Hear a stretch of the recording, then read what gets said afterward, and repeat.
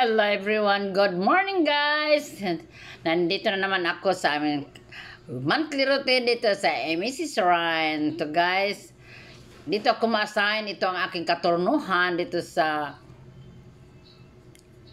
Mama Mary. Tatlong bis ito ang dekorahan ko at saka ito na ang mga gamit ko na. So ngayon nagumpisa na ako pag-cutting sa mga dahon.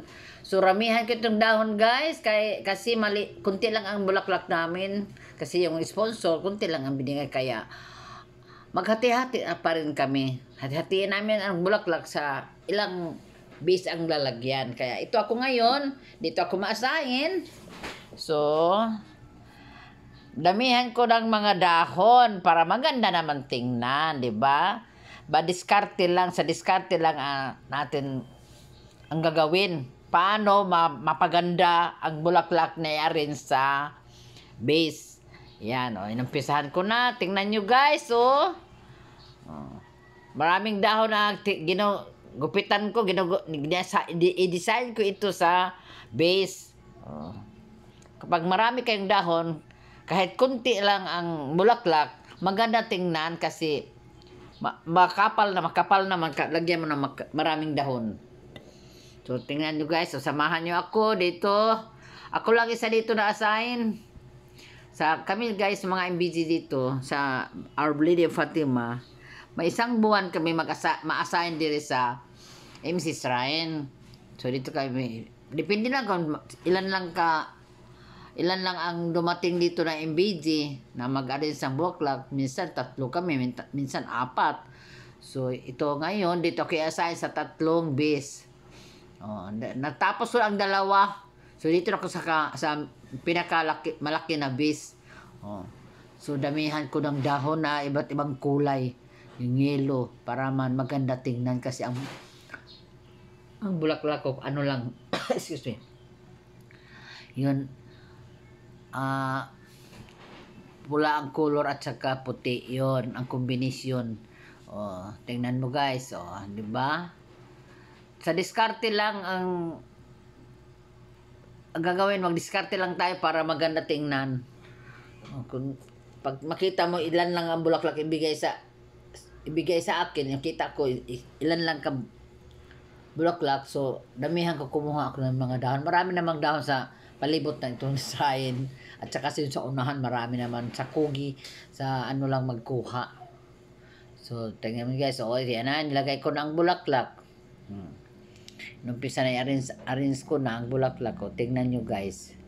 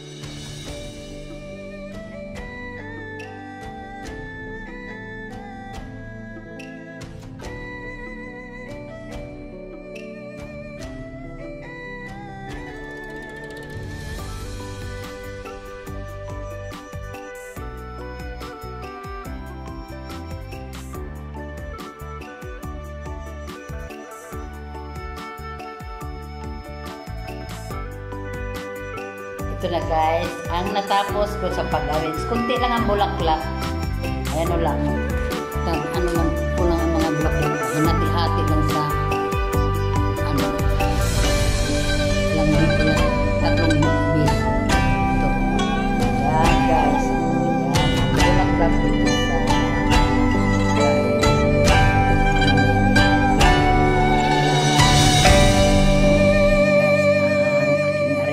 dito ko na assign.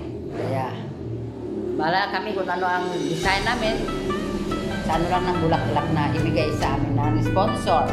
So ito, no? Tingnan mo, oh, di ba? Ang ganda naman. Kahit kunti lang ang bulaklak at depende ba sa pag-a-arrange.